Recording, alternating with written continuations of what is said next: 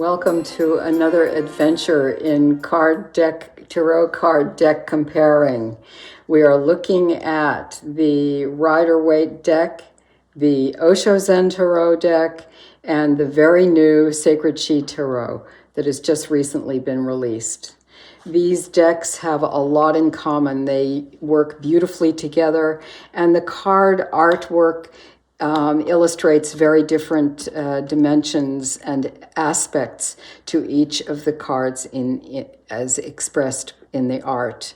So in the Rider-Waite deck, illustrated by Pamela Coleman Smith, in the Major Arcana, we see the card of Judgement. And in the card of Judgment, what is being expressed is a finality, a proclamation. It is a card of completion, you know, the angel blowing its horn and the dead rising out of the graves, kind of final resolution, and outcomes are going to be addressed in the last of days. It's beautifully illustrated. It also has a very specific kind of religiosity connected up with it. In the Osho Zen Tarot, that same position that is in the Major Arcana, the number 20, we know that it's a Major Arcana card because it has the numerals contained within a purple diamond at the bottom of the card, and there's the title Beyond Illusion.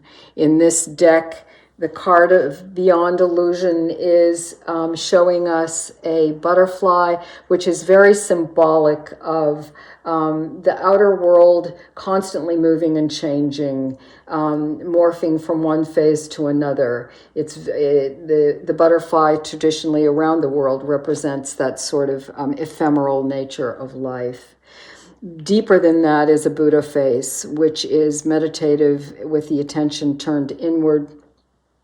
And so the Beyond Illusion message is relating to us that in this latter point in the Major Arcana, in the soul's journey, what we are looking at is a definite transforming that is requiring a letting go of old habits and old ways and old identities, so that one uplifts into another dimension of life experience.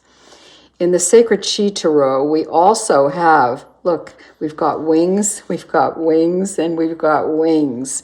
And in this deck, when I wanted to create an image that would really define the life today in the world that we're living in, where there is so much strife and so much conflict and so many challenges on this sort of physical plane in our lives, as well as in our intellectual lives, as well as in our spiritual lives. We are always dealing with change, and yet the card that is the number 20, you can see the Roman numeral 20 down here next to the title, Liberation.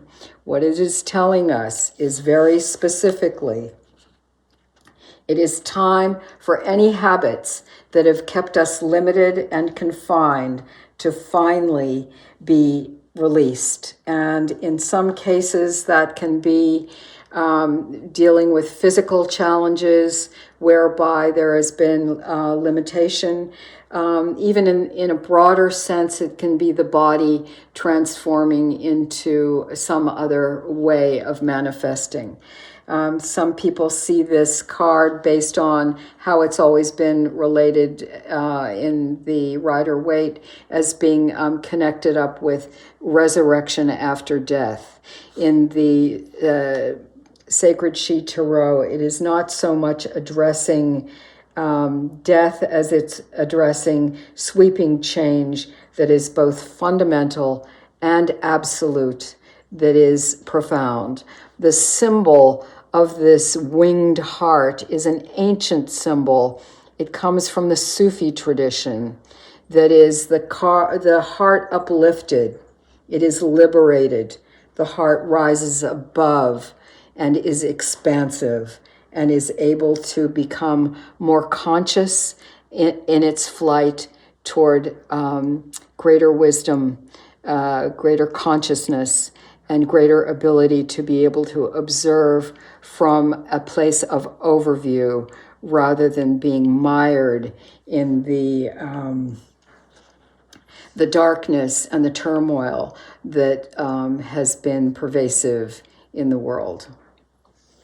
The liberation in the Sacred Chi Tarot is very much in tune with Beyond Illusion, the card of number 20 in the Major Arcana of the Osho Zen Tarot, and in the Rider-Waite deck, Pamela Coleman Smith's marvelous Angel Blowing Its Horn on the card of Judgment is also part of this same articulation, this same story that speaks of transformation and uplifting.